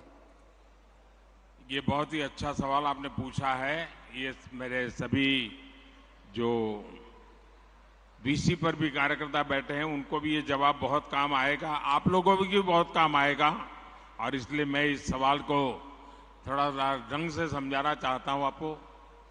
देखिए, आज भारत दुनिया के उन देशों में है जहां विकास तेजी से हो रहा है और महंगाई दर नियंत्रण में है। आप कल्पना कर सकते हैं कि कोरोना के बाद दुनिया के कितने ही देश हैं जहां महंगाई ने सारे रिकॉर्ड तोड़ दिए हैं। उन देशों में गरीब हो, मध्यम वर्ग हो, आज महंगाई की वजह से हाहाकार मचा हुआ है। आप हमारे पड़ोस में ही देखें तो पाकिस्तान में महंगाई दर कितनी है? 38% से ज्यादा महंगाई है, 38%। श्रीलंका में महंगाई दर कितनी है? 25% से ज्यादा है। बांग्लादेश में महंगाई कितनी है? 10% के आसपास है। और भारत में महंगाई का दर कितना है? 5% से भी कम है। यानी कोरोना के बावजूद, इतने समय से चले जा रहे युद्ध के बावजूद भारत में हमने महंगाई को बेकाबू नहीं होने दिया है। और आपने ये बात बहुत अच्छी कही कि भाजपा सरकार का जोर तो लोगों को ज्यादा से ज्यादा बचत कराने पर है। अब जैसे मोबाइल डेटा का उदाहरण ले, ये आपको काम आएगा जरा। ये जो मोबाइल डेटा है ना, आप कभी यूट्यूब दिखना फलाना करते होंगे तो आपको जरा ध्यान करना।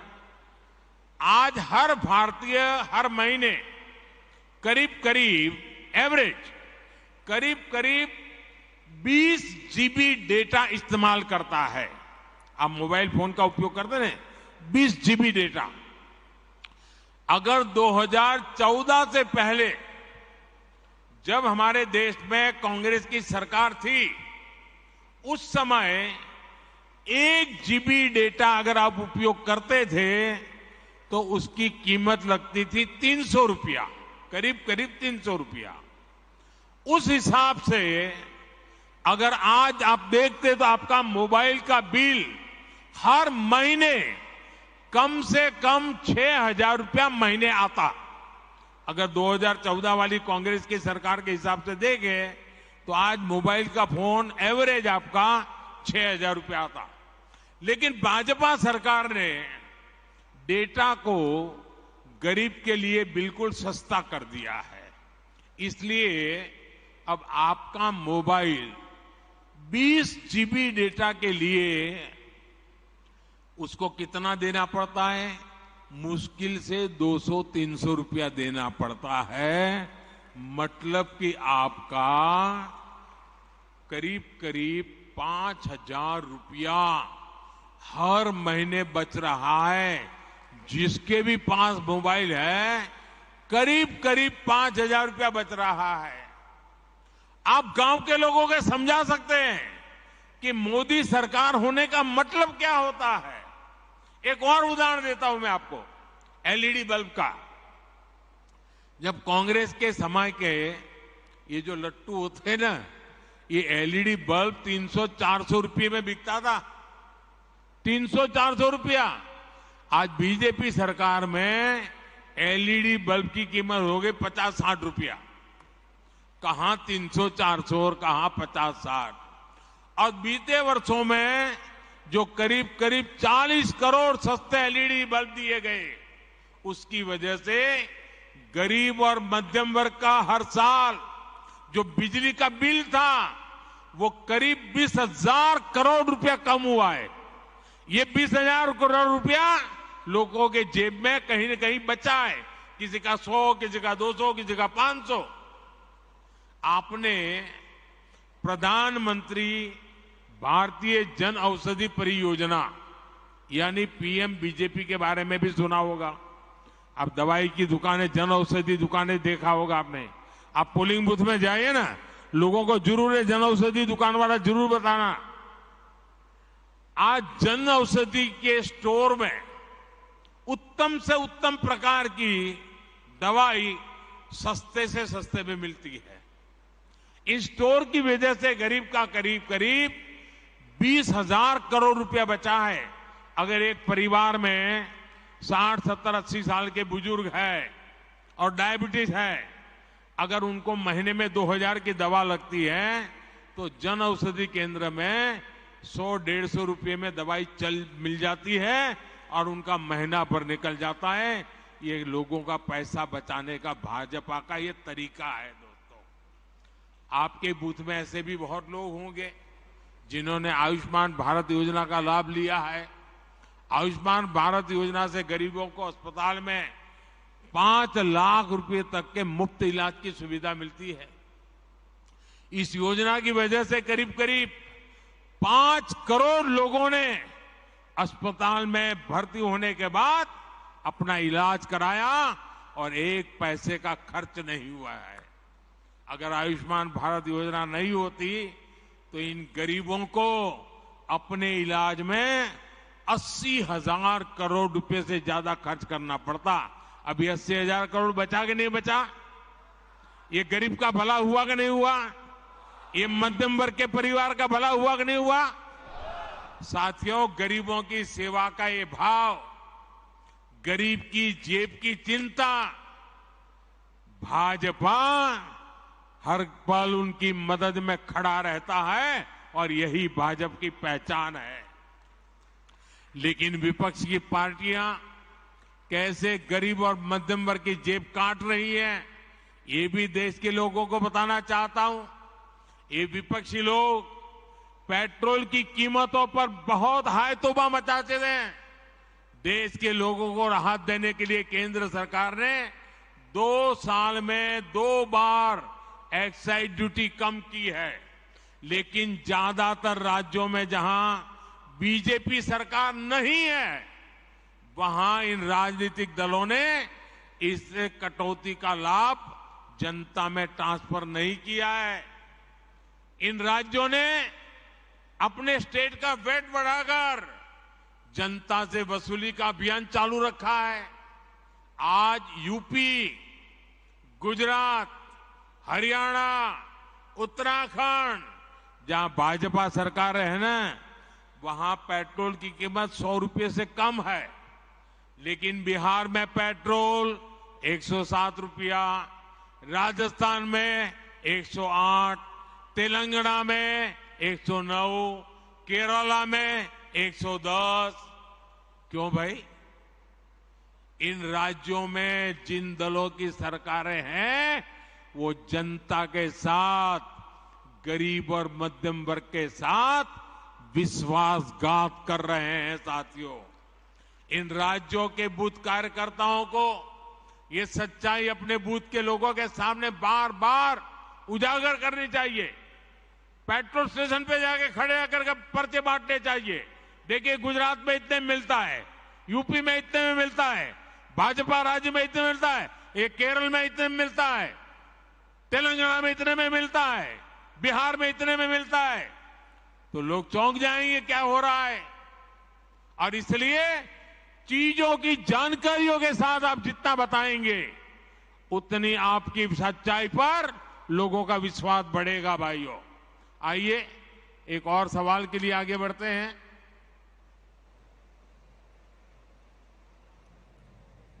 अगला प्रश्न है सभा कक्ष में उपस्थित श्री संजय सोडी जी द्वारा, जो छत्तीसगढ़ से आए हैं। हाँ बोलिए।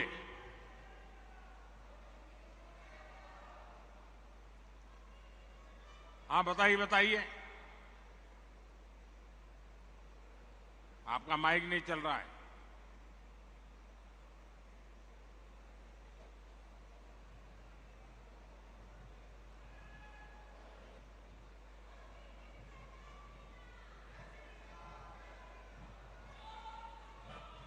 भारत माता की, भारत माता की। हाँ बताइए जी।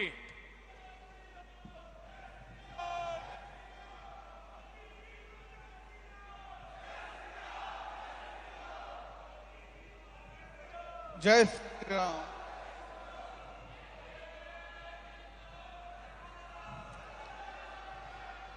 हाँ बोलिए बोलिए। ये नारे तो चलते रहेंगे, आप बोलिए।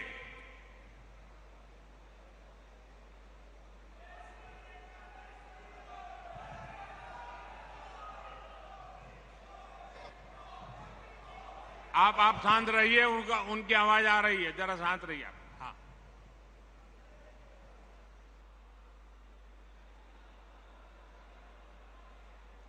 हाँ बताइए।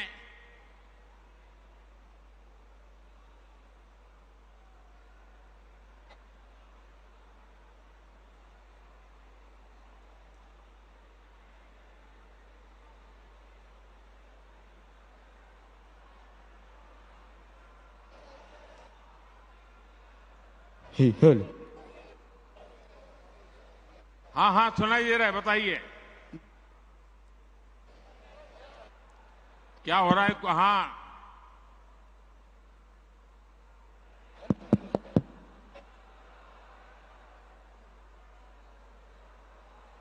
आप जब थपथपाते हैं तो सुनाई देता है, बोलना। भाई सारंगी जरा इसको क्या प्रॉब्लम है, इनको जरा देखो।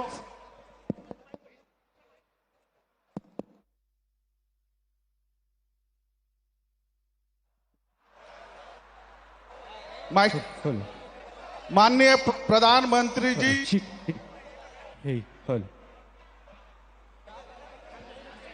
आपकी आवाज सुनाई दे रही है, आप सब कुछ गड़बड़ किए बिना बोलना शुरू करो।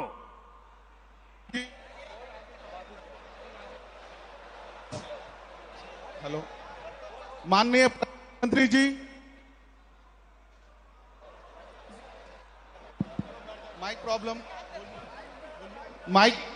माननीय प्रधानमंत्री जी, जिलों की नगरी भोपाल में आपका स्वागत है, वंदन है, अभिनंदन है। मैं छत्तीसगढ़ की पावन धरा से आपको मेरी ओर से हाथ जोड़ के जय जोहार, सेवा जोहार करता हूं। मैं संजय सोडी, शक्ति केंद्र क्रमांक 1 सुकमा का प्रभारी हूं। मैं छत्तीसगढ़ के अंतिम छोर सुकमा जिला का निवासी हूं, जिसको आप सब नक्सलगढ़ के रूप में जानते हैं। मैं दक्षिण बस्तर के उन आदिवासी भाइयों के विषय में, वहां के अन्य समाज के जो किसान हैं उनके विषय में कहना चाहता हूं। उनके पास उपजाऊ जमीन होने के बावजूद आज वो पिछड़े हैं। तो मेरा सवाल है आज पूरे भारत देश के किसानों की तरफ से, सम्माननीय प्रधानमंत्री जी, किसानों के हित में एक अप्रोच कांग्रेस की सरकार में रही और एक अप्रोच भारतीय जनता पार्टी की सरकार में हम देख रहे हैं। इस अंतर को हम सामान्य जनों को, आम जनों को कैसे बता सकते हैं और उन्हें कैसे समझा सकते हैं? बहुत बहुत धन्यवाद। आपने किसानों का विषय लिया, अच्छा किया, क्योंकि मैं कब से बात कर रहा था, शायद ये विषय छूट जाता अगर आप न पूछते तो। देखिए, आज जरा पहले का अनुभव याद कीजिए। किसानों के साथ क्या होता था। कांग्रेस की सरकारों के दौरान सूखा पड़ता था तो परेशानी किसान की होती थी, बाढ़ आती थी तो किसान की सूद लेने वाला कोई नहीं होता था, किसान के नाम पर मदद को बिचौलिए खा जाते थे। कांग्रेस की एक ही नीति थी, पहले किसानों को संकट में पड़ने दो और फिर कर्ज माफी के नाम पर झूठ बोलकर वोट की फसल काटो। ये उनका तरीका रहता था। आपने 10 साल में कांग्रेस ने कुछ हजार करोड़ रुपए की कर्ज माफी का ऐलान किया, लेकिन असली किसानों ने को ये लाभ कभी पहुंचा ही नहीं। आप जाकर के देख लेना, इतनी सारी, कभी कभी तो 10 दिन में करेंगे, 100 दिन में करेंगे, कभी नहीं किया। क्योंकि ज्यादातर जो छोटे किसान होते हैं उनका तो बैंक में खाता भी नहीं होता है, और वो तो साहूकार के पास से और लोगों से पैसे लेकर के अपनी बेचारे की गाड़ी चलाते हैं। और इसलिए ये कर्ज माफी के नाम पर राजनीति करते थे, देते नहीं थे, और छोटे किसान को तो नसीब ही नहीं होता था। लेकिन भाजपा सरकार आज पीएम किसान सम्मान निधि से सीधा पैसा किसान के बैंक खाते में भेज रही है। इससे छोटे से छोटा किसान भी लाभान्वित हो रहा है। अभी तक इसके तहत आपको आंकड़ा याद रखना चाहिए, 2.25 लाख करोड़ रुपए। कितने?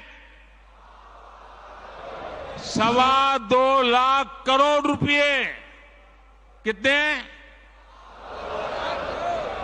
2.25 लाख करोड़ रुपए किसानों के खाते में जमा हो चुके हैं, और वो भी करीब करीब 11 करोड़ किसान इस स्कीम के लाभार्थी हैं।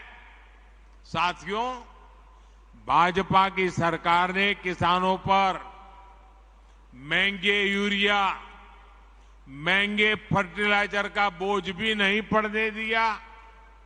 इसके लिए सरकार ने 2 लाख करोड़ रुपए से अधिक खर्च किया ताकि किसान को फर्टिलाइजर सस्ता मिले।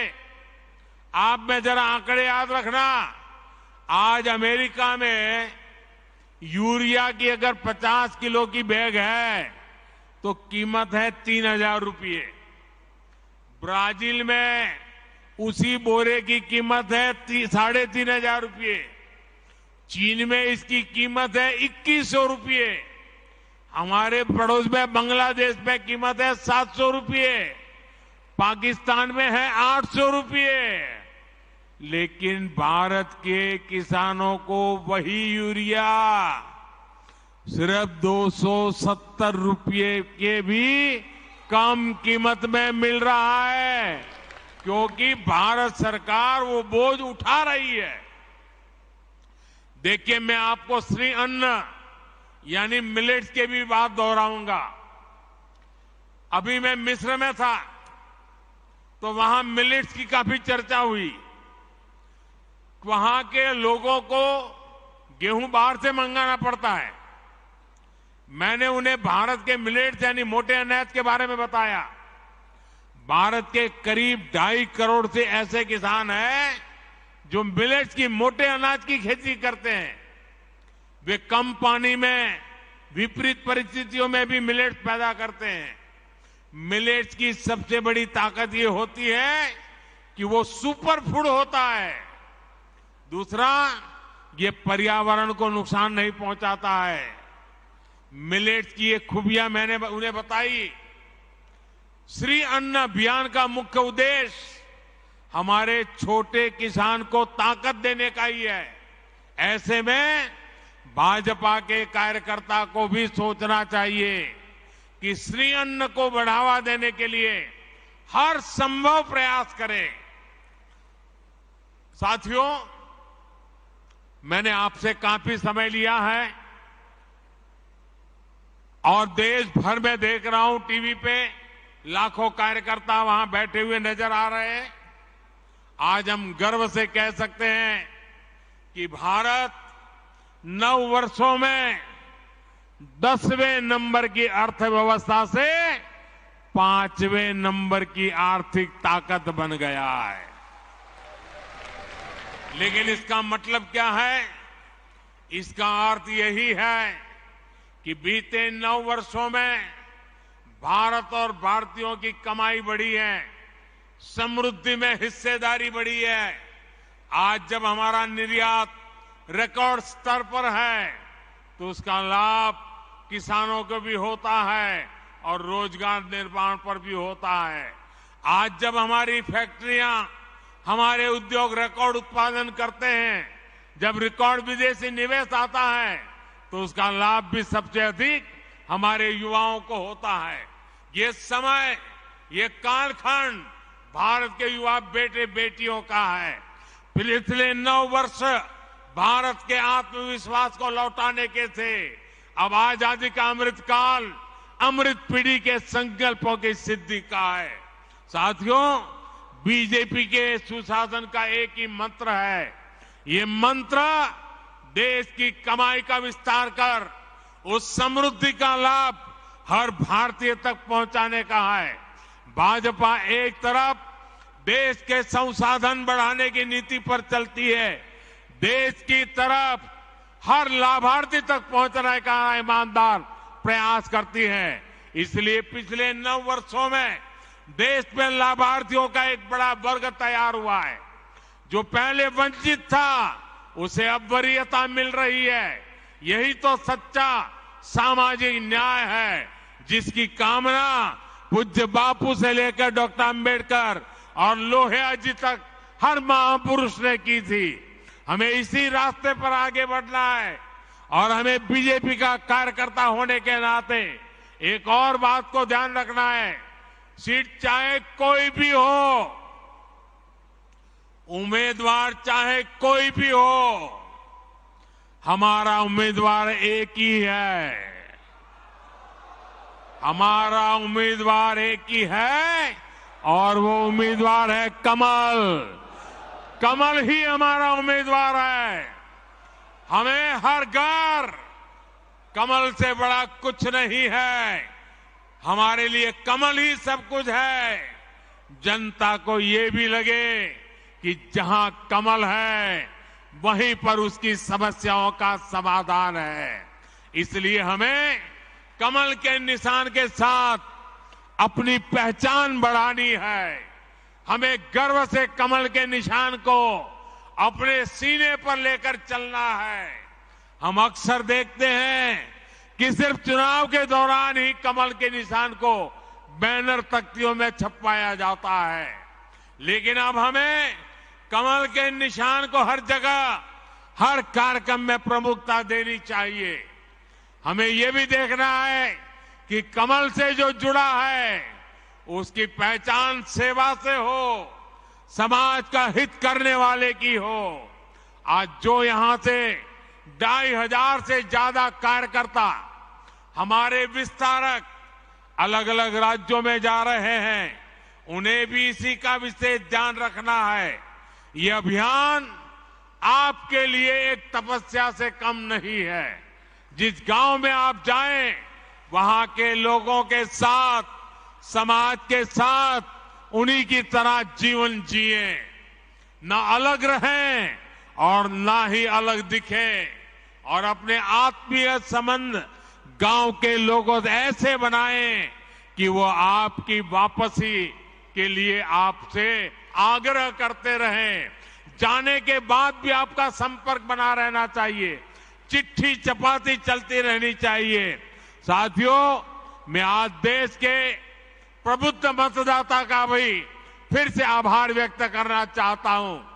आर्थिक हो या सामाजिक, देश आज निर्णायक फैसले इसलिए ले रहा है क्योंकि दशकों बाद देश के लोगों ने एक मजबूत और स्थिर सरकार चुनी है।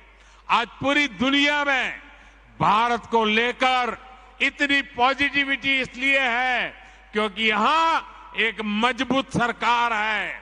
आने वाले 25 साल यानी आजादी के अमृत काल में विकसित भारत के निर्माण के लिए यही स्थिरता, यही मजबूती, यही हमारे लिए आवश्यक है। हमें इसीलिए आगे बढ़ना है। इसी संदेश के साथ हमें बूथ बूथ पर अपने संवाद को आगे बढ़ाना है। इतनी बड़ी तादाद में, इतने शानदार कार्यक्रम में 10 लाख कार्यकर्ताओं के साथ मुझे जो बातचीत करने का, सवाल जवाब करने का अवसर मिला, मेरे लिए ये मेरी विदेश यात्रा की थकान भी आपको मिलकर के उतर गई। ये आपका प्यार, ये आपकी ऊर्जा, ये और नए काम करने की ताकत देती है।